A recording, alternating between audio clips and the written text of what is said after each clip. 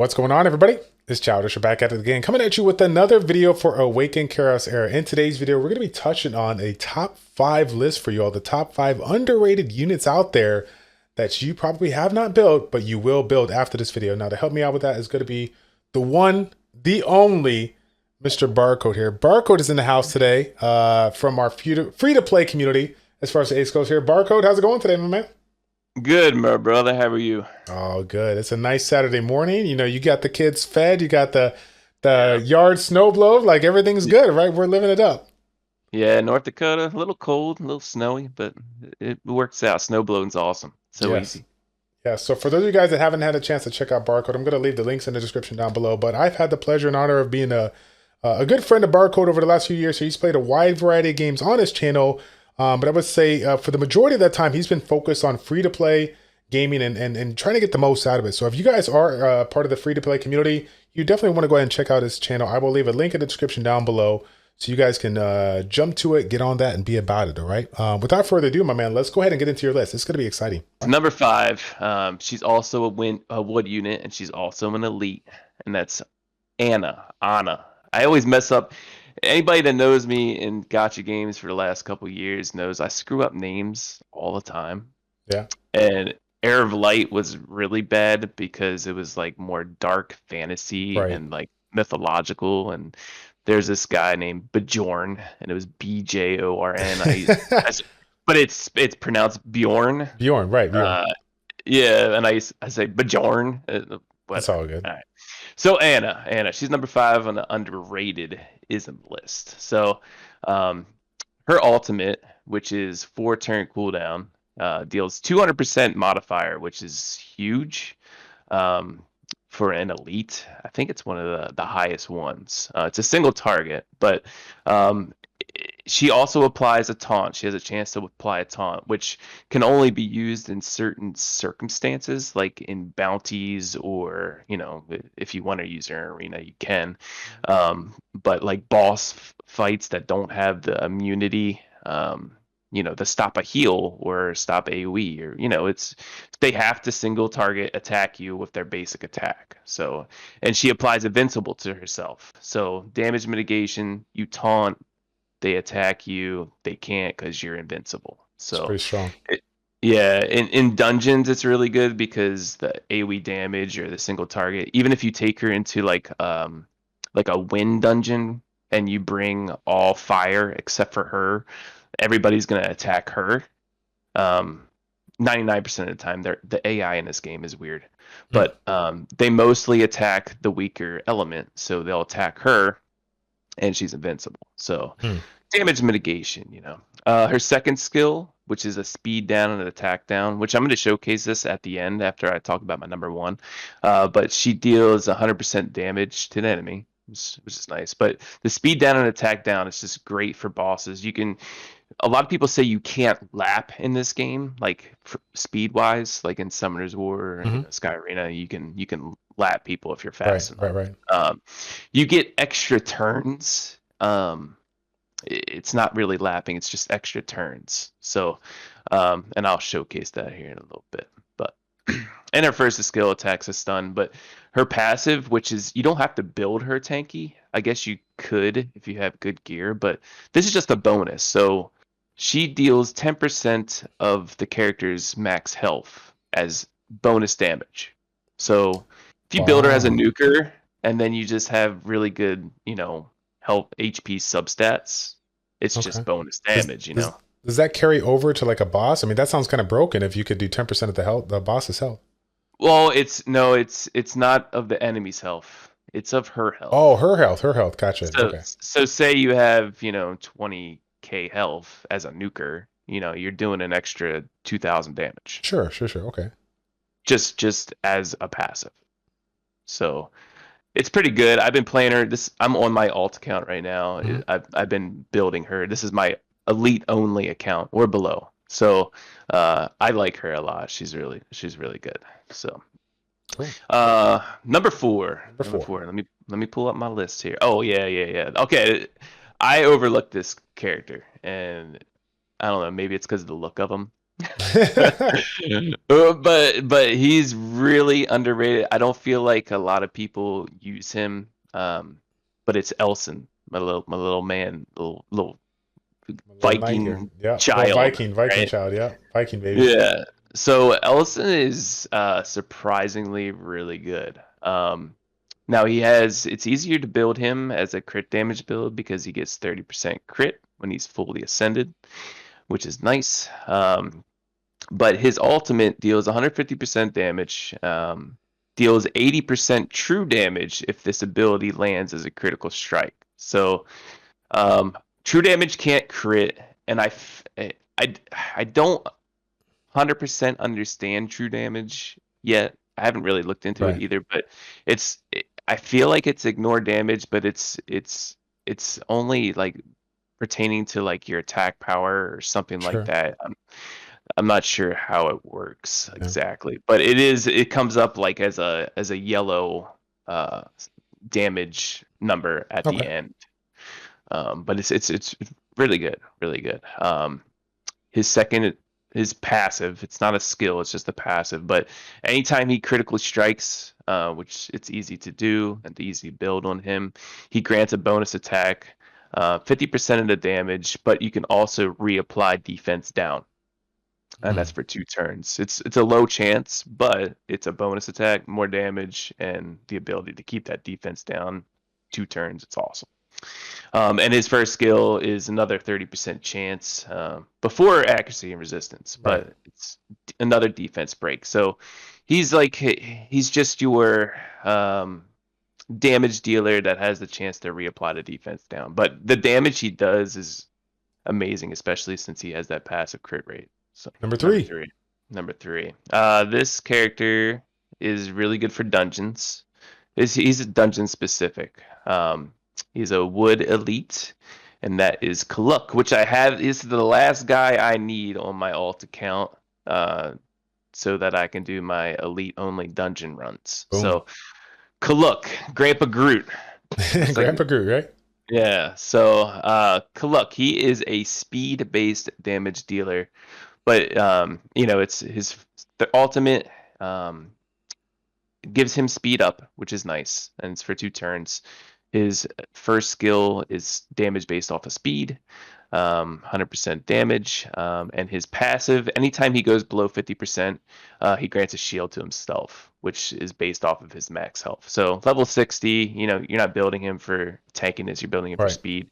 But if you're in a dungeon and they do the AoE damage on you, then you have that more damage mitigation sustain Sure. to outlive the dungeon run. So, but the main thing about this character, and there's not many at all, elite and below, but he's your buff stripper.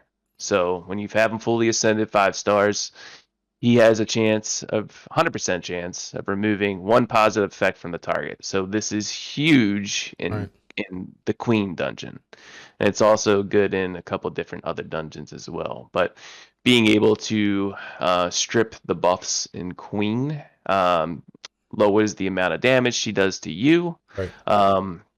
It's huge. It's huge. And Queen was probably one of the hardest dungeons, and in this last patch they kind of nerfed it a little bit to make it easier, but still you need a buff stripper, especially for the higher levels. So Yeah.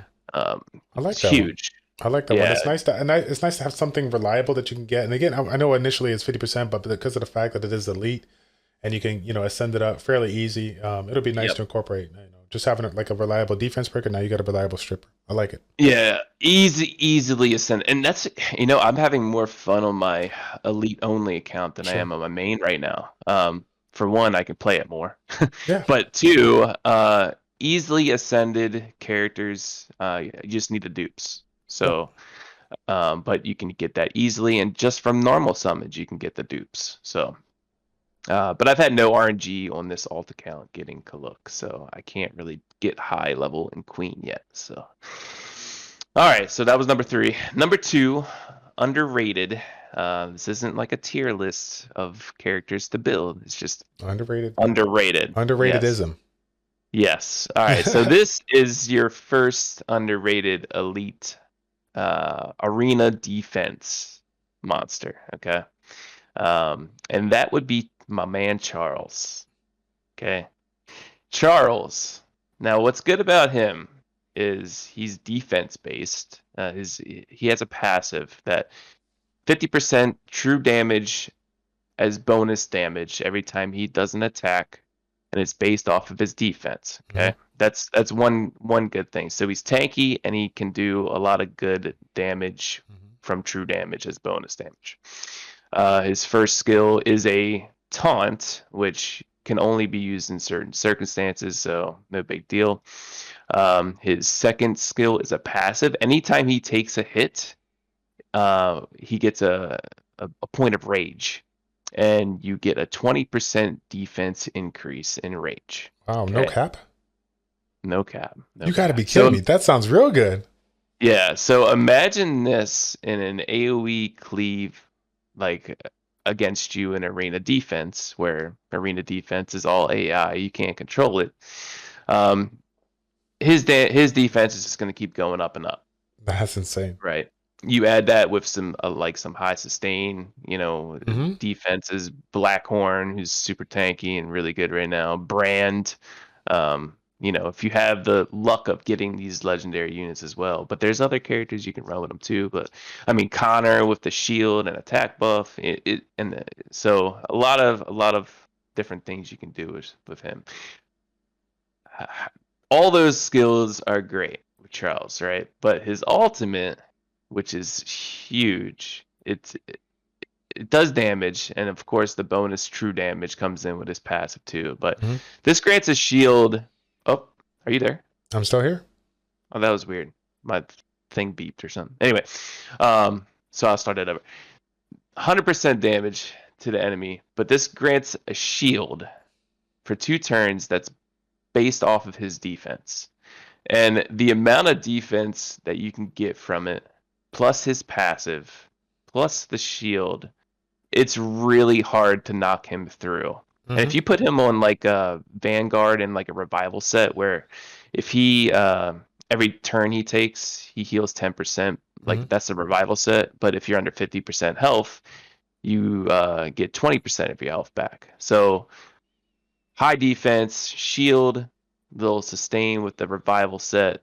It's really hard to kill him. Yeah. Like it's the shield is just crazy. I was talking to my friend Karzak, who's also streaming. You know Karzak, and he built him as well. And it's really hard to knock down that shield. So definitely underrated. Not a lot of people overlook him. Plus it's like a defense-based monster, and I feel like in this game, a lot of people overlook that as well. So, yeah. It's like a Feng Yang from Summoners War on steroids. Yeah, pretty much. Yeah, pretty much. And your number one, the one that's gonna shock everybody completely. Yep, and I'm gonna showcase a little dungeon run with him too. So this isn't an elite; it's actually a rare. And I just did a video on him as well. But it is my boy Shield Guard Orc. Here we go. Yeah, Shield Guard Orc. Okay. Now this is your miniature Winstrex. Okay. Winstrex is a very sought out epic for arena offense and even arena defense, and is very good in dungeons as well. Speed up and attack up. He only does it for 1 turn. However, it's a 3-turn cooldown. He's here just to support. Okay. And this is when you apply this with like for example, Freya and Anna, they have speed downs. Okay. You technically don't lap, but you have so many bonus turns in between the next boss's attack. So he's really good for dungeons. I'm going to try him on this account for arena defense and offense. Now his base speed sucks, right? It's not even close to Winstrex or anything like that. But the thing with that is, and I kind of showcased this on a video with Kyle, who's an epic monster. He has a really high base, and he's a really good counter for Winstrex. But Um, you have to be speed tuned perfectly in Sure. this game, or you can interrupt. So if you make shield guard work as fast as possible, yeah, Winstrex is going to go first no matter what. But second, shield guard work will go. Because he's probably the second fastest person on the field. Because if you're running Winstrex, if they're running Winstrex, then they have slow nukers most of the time. So he will go, and if you speed tune your team right, he will do the speed up, give yourself attack up as well, and then if you are better speed tuned than the other enemy, then you will cut them. Mm-hmm. So it's he's very underrated. I like him in dungeons right now on this alt account. And I'm going to show you a little run. His first skill is an attack down, which is also nice in dungeons. It's only a 50% chance, but it mitigates damage as well. And he can be tanky if built right. 10% defense as a passive. So it's just an extra passive. So yeah, so here's a boss fight. So here's the speed up. You'll see at the bottom, just watch the turn quarters counters. It's going to be great. So we had applied speed down. So now shield guard work went again before the boss. He does attack down on the boss, so she doesn't hit as hard. You'll see after he does it again. He has the buff. He has his buff up one more time. So the boss goes here. It's Anna, and then it's Freya. They applied speed down. Shield guard work and Rodira passed again. He just did the buff, so now Anna and Freya go again. So the boss hasn't gone before 8 attacks on the witch. That's crazy. So yeah, it's super underrated. I like him a lot. It's been fun playing with these characters, especially the rares. It's now with rares though. And even if you find some kind of common character that you like, because there is one or two that's really good, but you have to gear them with flat stats as a main stat. They'll benefit from that for sure. No kidding. So yeah, if you put like attack percent or HP percent on them, and then you test it and switch it to flat stats as a main stat, you'll see a much higher increase. One example is Mulago, which is a water unit. Mm-hmm. He's an elite as well, and I'm testing him out in Ash Dungeon.